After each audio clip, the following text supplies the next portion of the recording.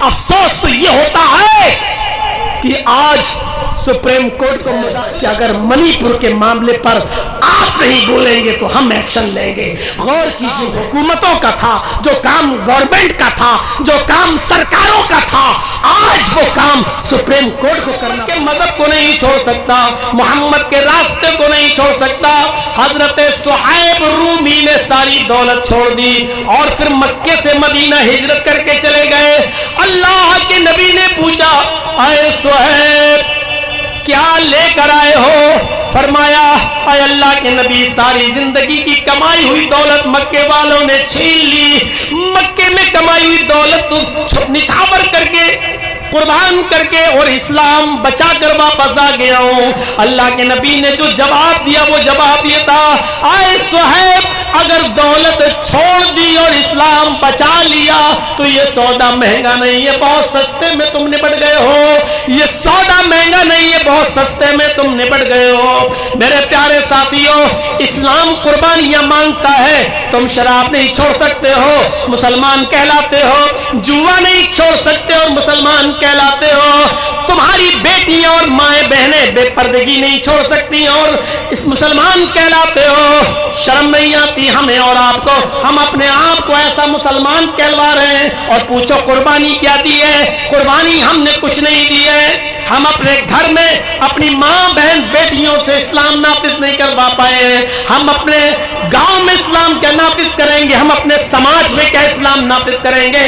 ہم اپنے سماج میں کیا اسلام نافذ کریں گے؟ میرے پیارے ساتھیوں, ہمیں اور آپ کو غور کرنا چاہیے کہ اسلام قربانیاں مانگتا ہے. قربانیاں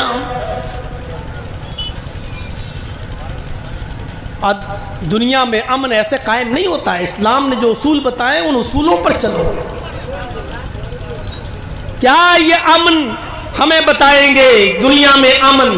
امن جانتے ہو, ایک شخص آتا ہے عدی بن حاتم, بخاری شریف کی جو حدیث اب میں سنانے جا رہا ہوں اس کو سن لیجئے گا, بڑی پیاری روایت ہے. عدی بن حاتم اس واقعے کے راوی ہیں. وہ کہتے ہیں اللہ کے نبی صلی اللہ علیہ وسلم اپنے چند صحابہ کے ساتھ بیٹھے ہوئے تھے. دیکھیے امن کیسے قائم ہوتا ہے.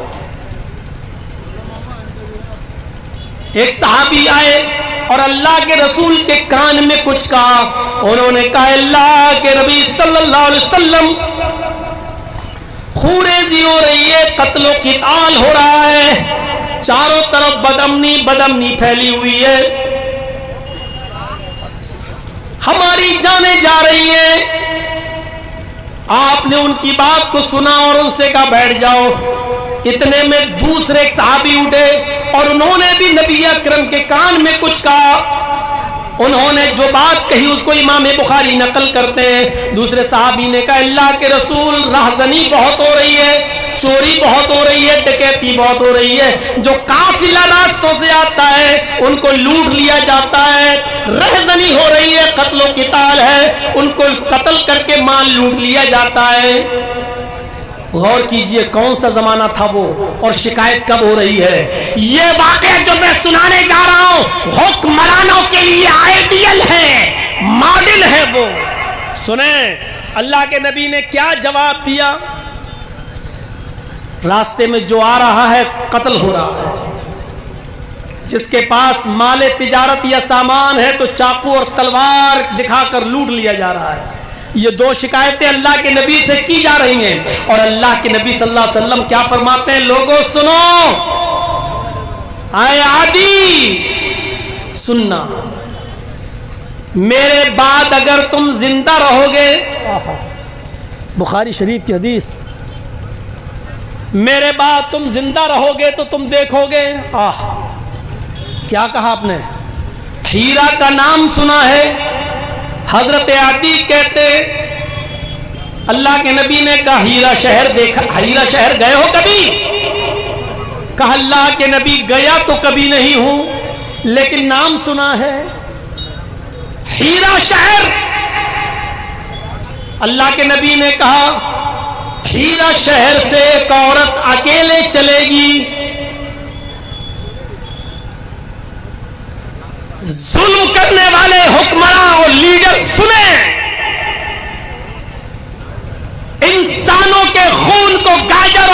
کی طرح ان کے جسموں کو کاٹنے والے لیڈر حکمراں سنیں اور عدل اور انصاف اور امن و امان کیسے قائم ہوتا ہے سیکھیں جناب محمد رسول اللہ صلی اللہ علیہ وسلم سے.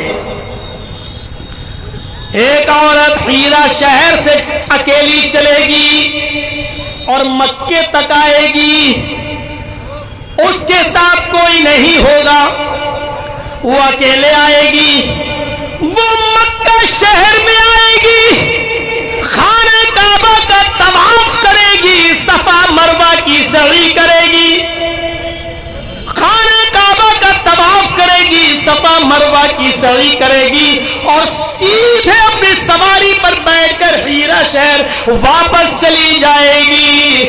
اس کو کوئی ہاتھ لگانے والا نہیں ہوگا, اس کو کوئی چھونے والا نہیں ہوگا, اس کو کوئی ٹچ کرنے والا نہیں ہوگا, اس کی عزت و آبرو پر کوئی حملہ کرنے والا نہیں ہوگا. یہ اللہ کے نبی کب کہہ رہے ہیں؟ جب لوگوں کی گردنیں کاٹی جا رہی ہیں, عورتوں کی عزت و آبرو کی حفاظت نہیں ہے. کہا کہ ایک عورت کو تم دیکھو گے ہیرا شہر سے اکیلے چلے گی, مکے میں آئے گی, طواف کرے گی, صفا مروہ کے چکر لگائے گی اور اپنی سواری پر بیٹھ کر ہیرا چلی جائے گی, کوئی بھی شخص اس کو ٹچ کرنے والا نہیں ہوگا. حضرت عدی ابن حاتم کہتے ہیں جب اللہ کے نبی نے مجھ سے یہ کہا کہ تم یہ زمانہ میرے بعد اگر زندہ رہو گے تو دیکھو گے, تو میں نے دل میں سوچا فَعَيْنَا دُعَارُ تَيْئِن.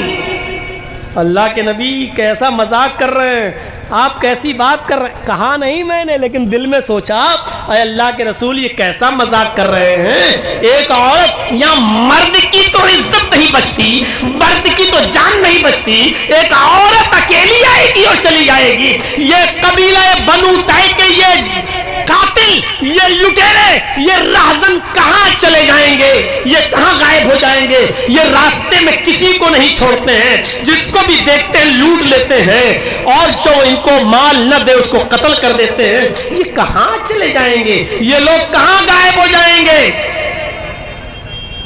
ایسا ہوگا؟ یہ تو میری وہم و گمان میں بھی نہیں تھا, میں نے سوچا بھی نہیں تھا. پھر آپ نے دوسری بات کہی ہے عدی, تم اپنی آنکھوں سے دیکھو گے اگر میرے بعد زندہ رہے تو کسرا کے خزانے فتح ہو کر مکے میں آئیں گے, کسرا کے خزانے فتح ہو کر مکے میں آئیں گے. اللہ کے نبی صلی اللہ علیہ وسلم نے جب یہ کہا کہ کسرا کے خزانے فتح ہو کر مکے میں آئیں گے, تو میں نے نبی کا چہرہ دیکھا, وہ کسرا جو بڑا طاقتور بادشاہ تھا اور جس کے بارے میں عقیدہ تھا لوگوں کا کہ ان کو کوئی فتح نہیں کر سکتا, ان کو کوئی جیت نہیں سکتا. مسلمانوں, ہم نے ان چیزوں کو جیتا ہے, تم ہو کہاں؟ تم معمولی سا کشن گنج جیتنے کے لیے اتنا تڑپتے ہو, تم چاہو تو پورا بہار اپنی مٹھی میں لے سکتے ہو. یہ ہنر سیکھنا ہوگا تمہیں محمد الرسول اللہ سے, یہ ہنر سیکھنا ہوگا تمہیں شریعت سے, یہ کانفیڈنس اور یقین تمہیں لینا اور حاصل کرنا ہوگا صحابہ کرام سے. جب اللہ کے نبی نے یہ کہا کہ کسرا کے خزانے فتح ہو کر وہ مکے میں آئیں گے, تو عدی ابن حاتم کہتے میں نے نبی کا چہرہ دیکھا اور میں نے کہا اللہ کے رسول کس کسرا کی بات کر رہے ہیں؟ کون سے کسرا کی؟ کسرا ابن ہرمز, یہی کسرا جو بادشاہ ہے, اس بادشاہ کی بات کر رہے ہیں, کسرا ابن ہرمز کی. آپ نے فرمایا ہاں میں اسی کسرا, اسی بادشاہ کی بات کر رہا ہوں, اسی کسرا ابن ہرمز, اسی بادشاہ کے خزانے فتح ہو کر مکے میں آئیں گے, تم دیکھو گے, مدینے میں آئیں گے, تم دیکھو گے. اور تیسری بات پھر فرمائی اے عدی اگر میرے بعد تم زندہ رہے تو تم دیکھو گے کہ لوگ अपनी मुट्ठी में सोना और चांदी भर भर कर निकलेंगे, लोगों को सदका करेंगे, लोगों को ज़कात देना चाहेंगे, खैरात करना चाहेंगे, लोगों को, गरीबों को सोना और चांदी बांटेंगे, लेकिन कोई सोना लेने वाला ना होगा, कोई चांदी लेने वाला ना होगा। लोगों को तुम देखोगे कि वो अपनी मुट्ठी में सोना भर भर के, चांदी भर भर के वो ले जाएंगे सदका देने के लिए, लेकिन सदका कबूल करने वाला कोई गरीब नहीं मिलेगा, सदका कबूल करने वाला कोई गरीब इंसान नहीं मिलेगा, यानी सोना और चांदी लेने वाले लोग नहीं मिलेंगे। अल्लाह के नबी तो इस दुनिया में नहीं रहे।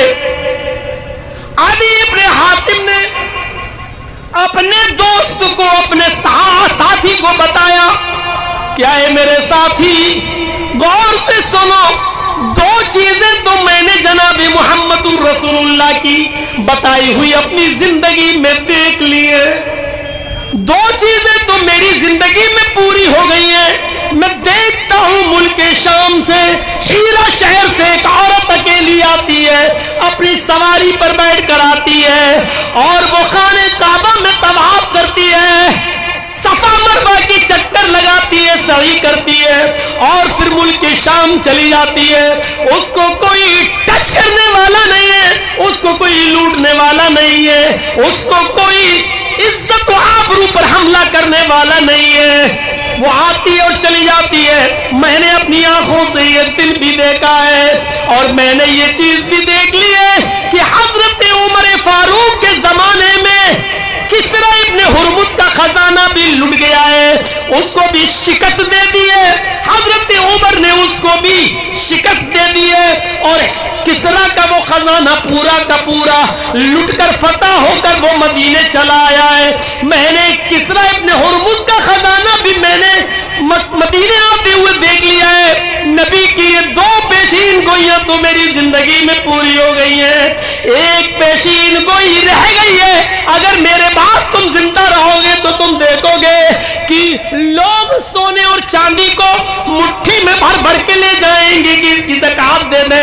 सदका दे दे, खैरात दे दे, लेकिन कोई लेने वाला नहीं होगा। मेरे भाइयों, कयामत की निशानियों में से एक निशानी ये बताई अल्लाह के नबी ने, जब कयामत आएगी तो कुर्ब कयामत जमीन से सोना निकलेगा, चांदी निकलेगी, जमीन उगल देगी, सोना और चांदी को बाहर फेंक देगी, लेकिन लोग इतने अमीर और पैसे वाले होंगे कि जमीन पर पड़ा हुआ सोना नहीं उठाएंगे, जमीन पर पड़ी हुई चांदी नहीं। जिस सोने और चांदी के लिए आज तुम अपने जमीरों को बेचते हो, अपनी हया को बेचते हो, अपनी वफा को बेचते हो, मेरे भाइयों वो सोना और चांदी जमीन पर पड़ा होगा लेकिन कोई उठाने वाला नहीं होगा। ये शाम से एक औरत अकेली आती है और हज करके उम्रा करके वापस चली जाती है। जानते हो ऐसा क्यों हुआ? क्योंकि अल्लाह के रसूल ने इंसाफ कायम कर दिया था, अदल कायम कर दिया था, इंसाफ का बोलबाला कायम कर दिया था।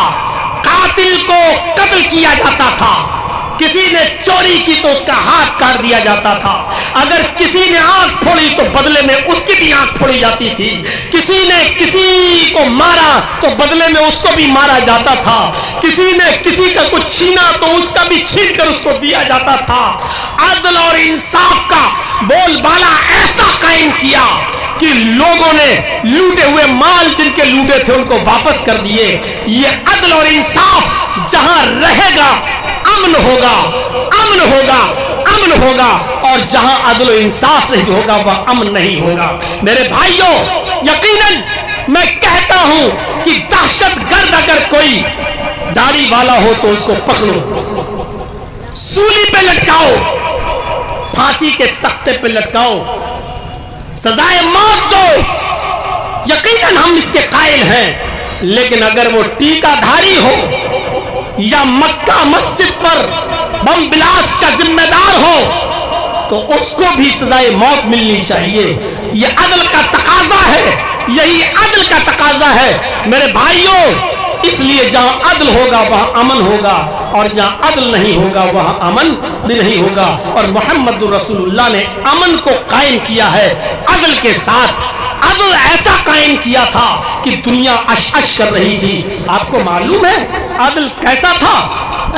اللہ کے نبی نے جو عدل قائم کیا اس عدل کی ایک جیتی جاتی مثال میں آپ کو سنانا چاہتا ہوں.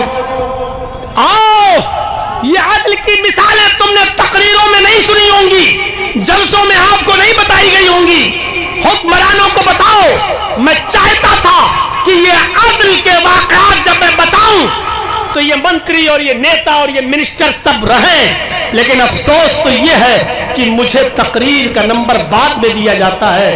تکلیف یہ ہوتی ہے کہ مجھے سننا تو سب کی پڑتی ہے, میری نہیں سنتے. میں چاہتا ہوں کہ یہ سنیں اور ان کو بتایا جائے کہ ہم ایسے عدل کے خوگر ہیں اور ایسے عدل کے قائل ہیں. یہ عدل اگر کانگریس کرے گی تو ہم اس کے ساتھ ہیں, یہ عدل اگر بی جے پی کرے گی تو ہم اس کے بھی ساتھ ہیں, یہ عدل اگر جے ڈی یو کرے گی تو ہم اس کے بھی ساتھ ہیں, یہ عدل اگر آر جے ڈی کرے گی تو ہم اس کے بھی ساتھ ہیں. یہ عدل ہمیں چاہیے اور یہ انصاف ہمیں چاہیے کہ جو بھی ہو اس کو برابر کی سزا ملنی چاہیے. کسی کے ساتھ کچھ کسی کے ساتھ کچھ ایسا نہیں ہے میرے بھائیوں. اس لیے میں کہتا ہوں کہ اگر اتر پردیش کے اندر این آر سی اور سی ڈبل اے کے خلاف احتجاج کرنے والے اور اس میں سرکاری سمپتیوں کا نقصان پہنچانے والے لوگوں کے گھروں پر اگر بلڈوزر چلا ہے تو ٹرین اور ان کی پٹریوں کو توڑنے والے اور کسان آندولن کے موقع پر میرے بھائیوں جو سرکاری نقصان ہوا تھا ان کے گھروں پر بھی بلڈوزر چلنا چاہیے. کیوں ہی چلتا ہے میرے بھائیوں؟ ہمارے ساتھ انیائے کیوں ہوتا ہے, ہمارے ساتھ بے انصافی کیوں ہوتی ہے؟ ہم یہی تو کہتے ہیں ہمارے ساتھ جو عدل کرے گا ہم اس کے ساتھ ہیں, اور یہی ہم کہتے ہیں بہار والوں اچھا اور برا تم اچھی طریقے سے جانتے ہو, تمہارا اچھا اور برا کس میں ہے. کم نقصان دہ چیز کو آپ برداشت کر لینا, بڑے نقصان سے اپنے آپ کو بچا لینا, یہی میری ڈیمانڈ ہے اور یہی میرا اعلان ہے. میرے بھائیو حضرت علی رضی اللہ تعالی عنہ بیٹھے ہیں, ان کا غلام قمبر وہاں بیٹھا ہوا ہے. حضرت علی کے کان میں ایک شخص آتا ہے اور کچھ بولتا ہے. دیکھ رہے ہیں آپ, حضرت علی کے کان میں کچھ کہا اس نے. حضرت علی نے کہا کہ تم اس بات کو قبول کرتے ہو؟ اس نے کہا جی. حضرت علی نے اپنے غلام قمبر سے کہا, بخاری شریف کی حدیث ہے, اپنے غلام قمبر سے کہا جاؤ اس کو کوڑے لگاؤ, اور بتا دیا اتنے کوڑے لگاؤ. ان کے غلام قمبر نے کوڑے لگائے, جس کو کوڑے مارے گئے مجلود, جس کو کوڑے پڑتے ہیں اس کو عربی میں کہا جاتا ہے مجلود. جس کو کوڑے لگائے گئے وہ مجلود, وہ کوڑے کھانے والا آدمی آتا ہے اور آ کر حضرت علی کے کان میں کچھ کہتا ہے. حضرت علی نے اپنے غلام قمبر کو بلایا, ادھر آؤ, میں نے تم سے اتنے کوڑے مارنے کے لیے کہا ہے. اس مجلود نے شکایت کی ہے کہ 3 کوڑے تم نے اس کو زیادہ مار دیے ہیں, 3 کوڑے تم نے اس کو زیادہ مار دیے. قمبر نے بھی اپنے جرم کا اعتراف کیا, گنتی بھول گیا, بھول چوک ہو گئی, اور مجھے بھی اس بات کا احساس ہو رہا ہے کہ شاید 3 کوڑے اس کو زیادہ لگ گئے ہیں. حضرت علی نے اس مجلود سے کہا جس کو 3 کوڑے زیادہ لگ گئے تھے, اب اس سے کہا اپنے ہاتھ میں کوڑا لو, اور اس قمبر سے اپنے غلام سے کہا تم کھڑے ہو جاؤ, اور کہا کہ جو 3 کوڑے اس نے تمہیں زیادہ مارے تم بھی اسے اپنا بدلہ لے لو, تم بھی اس سے اپنا انتقام لے لو. اس مجلود نے 3 کوڑے حضرت علی کے غلام کو مارے. پورے مجمع میں بھری عدالت یہ منظر دیکھ رہی تھی. حضرت علی نے اپنے غلام کو بھی 3 کوڑے پڑوائے, جبکہ کوڑے کھانے والا آدمی مسلمان نہیں تھا, وہ غیر مسلم تھا.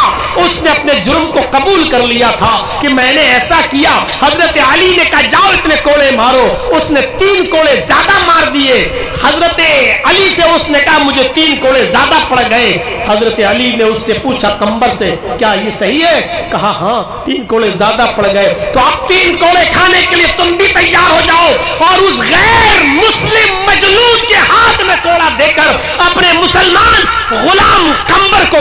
کروائے. آؤ یہ آئینہ دکھاؤ, یہ دیش کا چوکیدار بھی دیکھے, یہ دیش کا گرہ منتری بھی دیکھے, یہ دیش کے وی آئی پی کلچر کے لوگ بھی دیکھیں, اور یہ آئینہ لالو اور تیجسوی بھی دیکھے, اور یہ آئینہ نتیش کمار جی بھی دیکھیں. ہمیں ایسے انصاف کی ضرورت ہے, ایسا عدل جو بھی ہمارے ساتھ کرے گا ہم مسلمانوں کے ووٹ کا وہ حقدار ہوگا. ہمیں ایسا انصاف چاہیے. ہمیں نہیں معلوم کہ تم کون ہو, ہم یہ چاہتے ہیں کہ ہمیں سوتیلا ویوہار ہمارے ساتھ نہ کیا جائے, ہمارے ساتھ گستاخی نہ کی جائے, ہمیں اس بھارت کا برابر کا ناگرک سمجھا جائے, ہمیں برابر کا حصے دار بھی سمجھا جائے, اور جو ہمارے ساتھ حق اور انصاف کی بات کرے گا ہم اس کو اپنا ووٹ دیں گے. ہمارا کوئی دشمن نہیں ہے. دشمنی اگر اپنے حال و چال سے دکھاؤ گے تو ہم اتنے اندھے بھی نہیں ہیں کہ ہم اس کو سمجھتے نہیں ہو. میرے پیارے ساتھیوں, اللہ تعالیٰ نے ہمیں آنکھیں بھی دی ہیں اور ووٹ کہاں دینا ہے اس کے لیے ہمیں دماغ بھی دیا ہے. اس لیے ہم آنکھوں سے دیکھیں گے بھی اور دماغ سے ہم کام بھی لیں گے. اس لیے سنتے چلیے, حضرت علی نے اپنے غلام قمر کو بھی کوڑے لگوائے. کبھی کبھی آپ نے دیکھا ہوگا بھیڑ میں پولیس لاٹھی چارج کر دیتی ہے. قاضی شرح کی عدالت ہے, ایک مقدمے کی سنوائی ہے, اس میں غیر مسلموں کی بھیڑ لگی ہوئی ہے, مسلمانوں کی بھی بھیڑ لگی ہوئی ہے. اور قاضی شرح جانتے ہو کون قاضی ہیں؟ قاضی شرح وہ ہے جنہوں نے اپنے بیٹے تک کو سزا دی تھی, اپنے بیٹے کے خلاف بھی سزا سنائی تھی. قاضی شرح وہ ہے کہ جب ان کا بیٹا مدرسے میں پڑھتا تھا تو مدرسے کے ٹیچر نے شکایت کی کہ آپ کے بیٹے نے کسی نائی سے, حجام سے, باربر سے بال کٹوائے اور عصر کی نماز کا وقت قریب تھا. جب وہ بال کٹوا کر واپس آیا تو عصر کی نماز کی جماعت چھوٹ چکی تھی. اگرچہ اس نے بعد میں نماز پڑھ لی لیکن جماعت چھوڑ دی. تو قاضی شرح نے ایک موٹا ڈنڈا بھیجا تھا اور کہا تھا کہ یہ مقدمہ میری عدالت میں آیا ہے, اس لیے یہ ڈنڈا میں بھیج رہا ہوں. اس لکڑی سے میرے بیٹے کو اتنا مارو کہ یہ لکڑی جب تک ٹوٹ کر 3 حصوں میں نہ بڑھ جائے, اس ڈنڈے کے 3 ٹکڑے نہ ہو جائیں, تب تک میرے بیٹے کو پیٹتے رہو. اور اس کو بتاؤ کہ تم نے ایسے تنگ وقت میں نماز بال کیوں کٹوائے جب نماز سے عصر کا وقت قریب تھا. عصر کی نماز پڑھنے کے بعد بھی جا سکتے تھے, تمہاری جماعت کیوں چھوٹی؟ میرے بھائیو, یہ وہ قاضی شرح ہیں جنہوں نے عدل و انصاف اپنے بیٹے کے ساتھ بھی کیا تھا. ان کی ایک عدالت میں ایک فیصلے کے دن غیر مسلم اور مسلمانوں کی بھیڑ لگی ہوئی ہے, لوگ دیکھنا چاہتے ہیں. اسی بھیڑ کے اندر دربان نے, جو قاضی شرح کا دربان تھا, آج کل بھی عدالت میں لوگ کہتے ہیں نا, جو لکڑی پکڑے لیے کھڑے رہتے ہیں اور کہتے ہیں فلاں حاضر ہو, آؤ تمہارا مقدمہ ہے. ہم سے زیادہ کورٹ کچہری آپ نے تو شاید نہیں دیکھی ہوگی, نہ سمجھی ہوگی. تو میرے بھائیو, آج بھی کورٹ اور کچہریوں میں لوگ رہتے ہیں, جو جج کے بالکل قریب بیٹھتا ہے وہ اس کو اردو میں دربان کہا جاتا ہے. دربان. میرے بھائیو, قاضی شرح کو لوگ گھیر رہے تھے تو دربان نے ایک کوڑا مار دیا. ایک کو ماریں گے تو سب بھاگ جائیں گے, ایک غیر مسلم کو کوڑا لگ گیا. ایک کوڑا جیسی پڑا بھیڑ تتر بتر ہو گئی, ادھر ادھر ہو گئی, لیکن جس کو کوڑا پڑا وہ وہیں کھڑا ہو گیا. قاضی شرح نے کہا کہ بھیڑ ادھر ادھر چلی گئی, تم کیوں کھڑے ہو؟ اس نے کہا قاضی صاحب, آپ کی عدالت میں ابھی ابھی میرا ایک کیس ہم درج کرنا چاہتے ہیں. کیا ابھی ابھی بھیڑ کو تتر بتر کرنے کے لیے آپ کے دربان نے کوڑا مارا اور وہ پوری بھیڑ میں یہ کوڑا مجھے لگائے؟ تو آپ کا دربان یہ بھی کہہ سکتا تھا کہ مجمع ہے, بھیڑ ہے, ادھر ادھر ہو جاؤ. پہلے اعلان کرنا چاہیے, اناؤنسمنٹ ہونا چاہیے. بھیڑ کو بھگانے کے بہت سے طریقے ہیں, لیکن ڈائریکٹ کوڑا مار دیا گیا. نہ کوئی انفارمیشن دی گئی, نہ یہ کہا گیا کہ بیٹھ جاؤ یا خاموش ہو جاؤ یا ادھر عدالت سے چلے جاؤ. اس طریقے کی کوئی آواز نہیں لگائی. کوڑا اٹھایا اور کوڑا ڈائریکٹ مارا اور وہ کوڑا مجھے لگا ہے. مجھے انتقام چاہیے, مجھے بدلہ چاہیے. قاضی شریح نے اپنے دربان کو دیکھا، فرمایا تمہارے خلاف مقدمہ درج ہو گیا ہے، کٹگھرے میں چلو۔ دربان کو کٹگھرے میں کھڑا کیا گیا، پوچھا تم اپنی صفائی میں کچھ کہنا چاہتے ہو؟ دربان نے کہا آپ کی طرف لوگ بڑھ رہے تھے، بھیڑ کو تتر بتر کرنے کے لیے میں نے کوڑا مارا، ایک ہی کوڑا مارا جو اس کو لگ گیا۔ کہا کیا تم اس کوڑے مارنے کا اعتراف کرتے ہو؟ کہا میں نے یہ کوڑا مارا ہے۔ کہا اب تم ادھر آ جاؤ۔ مجمع میں اپنے دربان کو کھڑا کر دیا اور اس شکایت کرنے والے یہودی کے ہاتھ میں کوڑا دے دیا۔ کہا اس دربان نے تمہیں جتنی زور سے کوڑا مارا ہے، ایک کوڑا تم بھی اس کو مارو۔ لہذا اس یہودی نے کوڑا اس دربان کو بھی مارا اور پورے مجمع نے یہ عدل دیکھا، یہ انصاف دیکھا۔ تو جب ایک یہودی اور قاضی کے دربان میں دربان کو مار رہا ہے، قاضی کے دربار میں دربان کو کوڑا مار رہا ہے، اور قاضی خود یہ فیصلہ سنا رہا ہے، یہ عدل دیکھیں گے تو امن کیوں نہیں ہوگا؟ ایسی جگہ پر امن تھا، ایسی جگہ پر انصاف تھا، ایسی جگہ پر خون ریزی نہیں تھی۔ آج عدل نام کی کوئی چیز نہیں رہ گئی ہے۔ افسوس تو یہ ہوتا ہے کہ آج سپریم کورٹ کو مداخلت کرنا پڑتی ہے کہ اگر منی پور کے معاملے پر آپ نہیں بولیں گے تو ہم ایکشن لیں گے۔ غور کیجئے میرے بھائیوں، جو کام حکومتوں کا تھا، جو کام گورنمنٹ کا تھا، جو کام سرکاروں کا تھا، آج وہ کام سپریم کورٹ کو کرنا پڑ رہا ہے، اور یہ کہنا پڑ رہا ہے کہ یہ کام اگر تم نہیں کرو گے تو ہم کریں گے۔ یہ تصور کیجئے میرے بھائیوں کہ ہم کس طرف جا رہے ہیں اور کہاں ہم پہنچ گئے ہیں۔ خود چیف منسٹر کیسا ہوتا ہے آپ کو معلوم ہے؟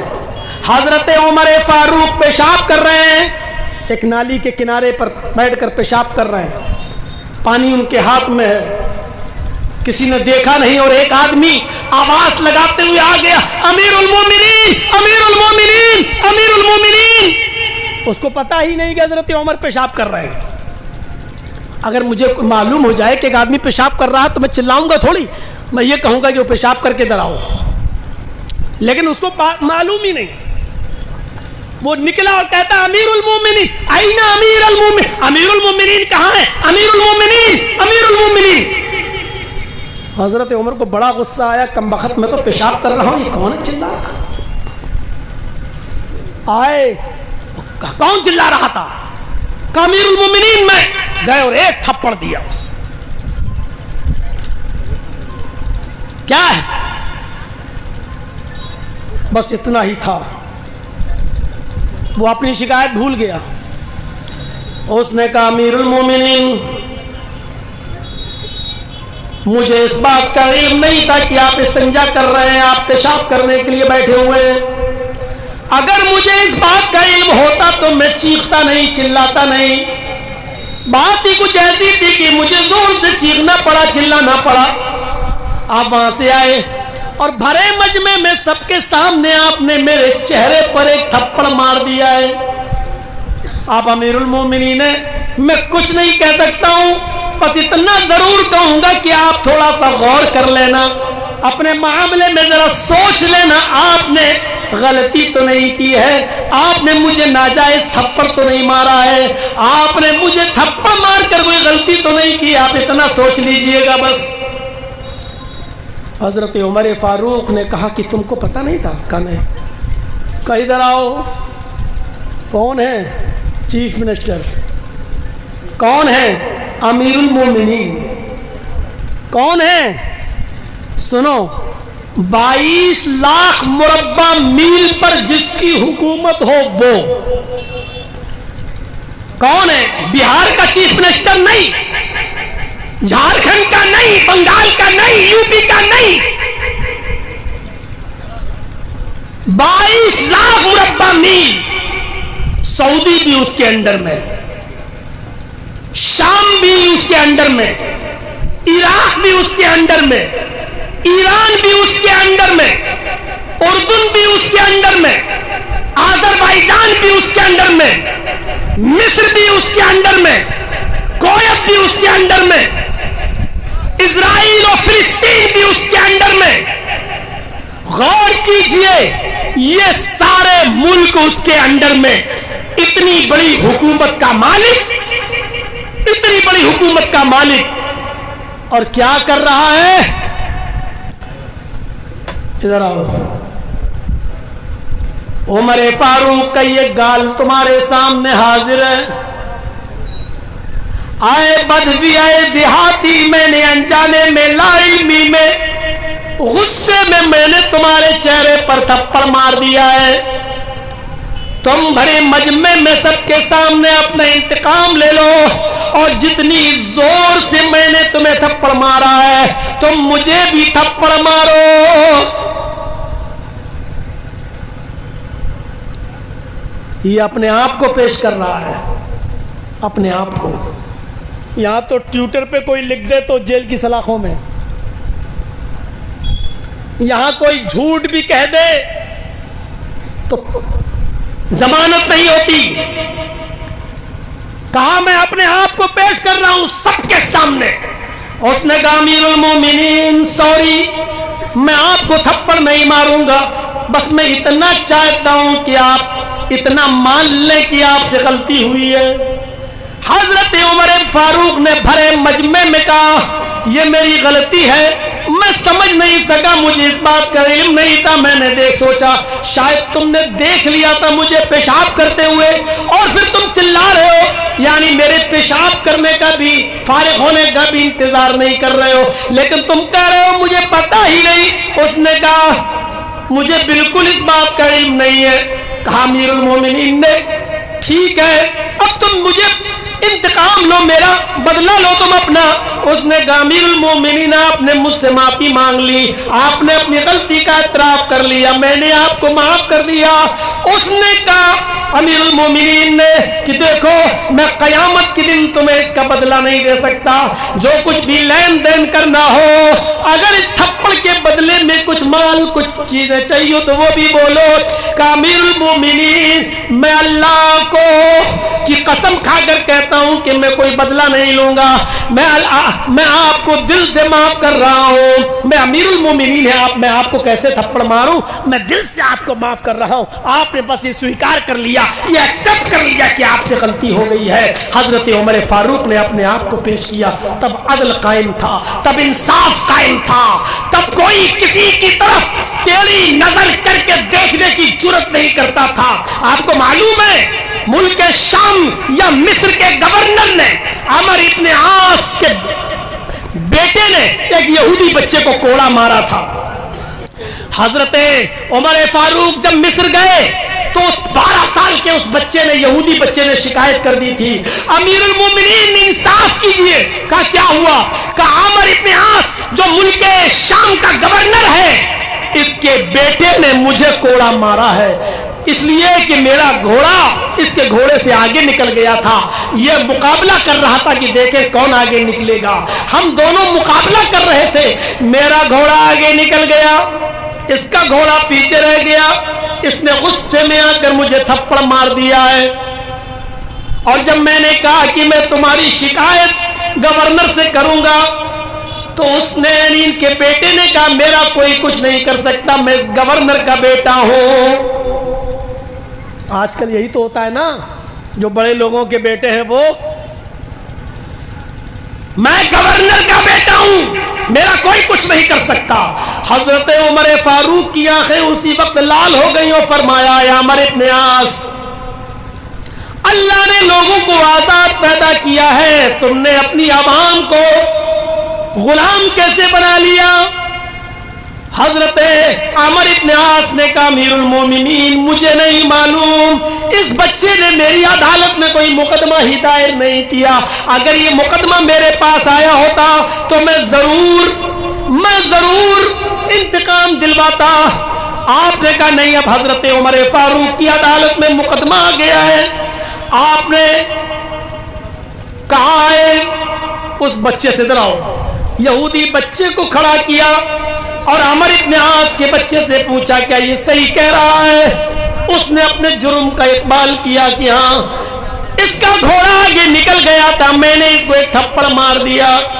اس یہودی بچے سے کہا کہ ایک تھپڑ اس کے چہرے پر مارو، گورنر کے بیٹے پر تھپڑ مارو۔ یہودی بچہ، شام کے اندر حکومت ہماری مسلم حکومت، گورنر عمر ابن عاص، یہودی بچے کے ساتھ انصاف۔ غور کیجئے انصاف کیسا، یہودی بچے سے کہہ رہے ہیں کہ عمر ابن عاص کے بیٹے کو کوڑا مارو۔ عمر ابن عاص کے بیٹے کو اس یہودی لڑکے نے کوڑا مارا۔ پھر جلاد سے کہا ادھر آؤ، اپنے غلام سے کہا کہ تم ایک تھپڑ عمر ابن عاص کو مارو۔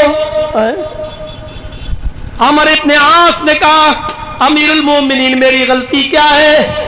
جس نے کوڑا مارا اس کو کوڑا مار دیا گیا، جس نے تھپڑ مارا اس کو تھپڑ مار دیا گیا، اب مجھے کیوں کوڑا مارا جا رہا ہے؟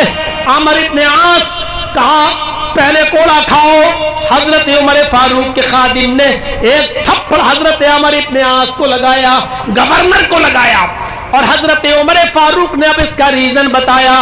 اے عمر ابن عاص، یہ تھپڑ تمہیں اس لیے مارا گیا کیونکہ تم نے اپنے بیٹے کو صحیح تعلیم نہیں دی ہے، تم نے اپنے بیٹے کو صحیح تربیت نہیں دی ہے۔ اگر تم نے اپنے بیٹے کو صحیح تربیت دی ہوتی تو وہ کسی یہودی بچے کو تھپڑ نہیں مارتا، اور تھپڑ مارنے کے بعد یہ نہیں کہتا میرا کوئی کچھ نہیں کر پائے گا کیونکہ میں عمر ابن عاص کا بیٹا ہوں، میں گورنر کا بیٹا ہوں، میرا کوئی کچھ نہیں کر پائے گا۔ یہ بگڑے ہوئے اور یہ باپ کی بگڑی ہوئی اولادیں کہتی ہیں یہ تھپڑ تمہیں یاد دلاتا رہے گا، اور آئندہ تم اپنی اولاد کی صحیح تربیت کرو گے، صحیح تربیت اپنی اولاد کو دو گے۔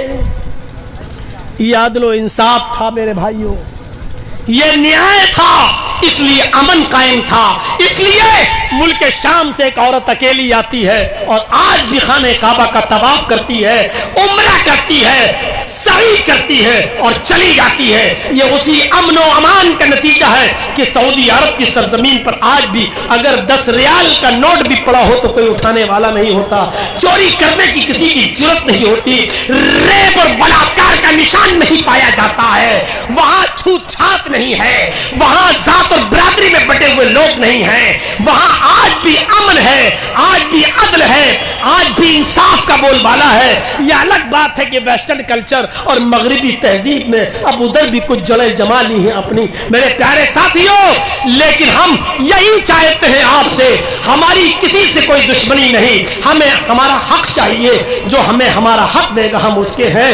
ہم نے آپ کا کافی وقت لیا ہے میرے بھائیوں، 11:15 سے بولتے ہوئے 12:30 تک بجنے والے ہیں، اب میرے اندر وہ ہمت نہیں ہے، میں صرف ایک پروگرام کے لیے مصباح الدین صاحب کی آواز پر یہاں تک چلا آیا، اور میں اس کنڈیشن میں آیا کہ میرے والد محترم کی طبیعت بہت زیادہ خراب ہے، اور میں ان کو لکھنؤ میں چھوڑ کر میں سیدھے یہاں چلا آیا، اور مجھے صبح فوراً فلائٹ پکڑ کے لکھنؤ جا کر ابھی ان کی خدمت کرنا ہے، اس لیے کہ دنیا میں باپ اور ماں سے بڑی کوئی نعمت نہیں ہے، جنہوں نے ہمیں پڑھا لکھا کر اتنا بڑا کیا ہے اور ہماری تعلیم و تربیت کر کے مجھے اس لائق بنایا ہے۔ اب یہ موقع ہے ایک بیٹے کو ان کا حق ادا کرنے کا، حق ادا کرنے کا نہیں، اپنے گناہ کو کچھ معاف کرانے کا، کیونکہ حق تو زندگی بھر نہیں ادا ہو سکتا ہے، ساری زندگی ہم سب کچھ کر دیں پھر بھی حق ادا نہیں ہو سکتا ہے۔ حضرت عمر فاروق سے جب کسی نے کہا تھا کہ میں نے اپنی بوڑھی ماں کو طواف کرایا، اندھی لنگڑی لولی اس کا پیشاب و پائخانہ میں صاف کرتا ہوں، کیا اب بھی میں نے اپنی ماں کا حق ادا نہیں کیا؟ تو حضرت عمر نے کہا تیری ماں جب تجھے پیدا کر رہی تھی اور اسے جو تکلیف ہو رہی تھی، اور تکلیف سے تیری ماں جب چیخ رہی تھی آہ، تو نے تو ابھی اپنی ماں کی اس آہ کا بھی حق ادا نہیں کیا ہے، تو پوری زندگی کا کیا حق ادا کرے گا؟ تو ماں باپ کا کوئی پوری زندگی بھی خدمت کرے تو حق ادا نہیں کر سکتا ہے۔ یہ موقع مل رہا ہے مجھے اپنے بوڑھے ماں باپ کی خدمت کرنے کا، تو ہم اس کو ضائع نہیں ہونے دینا چاہتے ہیں، اس لیے ہمیں فوراً نکلنا ہے۔ میرے بھائیوں، جہاں ہم دعا کر رہے ہیں سب کے لیے، اللہ جو بیمار ہیں ان کو شفا کاملہ اور عاجلہ کا فرما، وہی ہم اپنے باپ کے لیے بھی دعا کرتے ہیں، اللہ ہمارے والد محترم کو بھی شفا کاملہ اور عاجلہ کا فرما، جو دوائیں چل رہی ہے اللہ ان میں صحت و تندرستی کوٹ کوٹ کے بھر دے۔ اے اللہ ہمیں ایسی حکومت اور ایسی سرکار ہمیں عطا فرما جو ہمیں عدل دے، جو ہمیں انصاف دے، جو ہمارے پردیش میں بہار میں امن قائم کر سکے، جو شانتی قائم کر سکے اور ہمیں ہمارے حق دے سکے، ہمیں سوتیلا نہ سمجھے، ہمیں بھی اس دیش اور اس ملک کا حصے دار سمجھے اور ہم بھی اپنے اس ملک کا ناگرک سمجھے۔ اے اللہ ہم تجھ سے دعا کرتے ہیں کہ جو لوگ تیری رحمت کو جا چکے ہیں ان کو کربر کربر چین و سکون راحت نصیب فرما، ان کی قبروں کو نور سے بھر دے، جب تک تو ہمیں زندہ رکھ، اسلام پہ زندہ رکھنا، اور جب ہمارا خاتمہ ہو تو ایمان پر ہمارا خاتمہ فرمانا۔ وما علینا الا البلاغ المبین وآخر دعوانا ان الحمد للہ رب العالمین۔ السلام علیکم ورحمۃ اللہ وبرکاتہ۔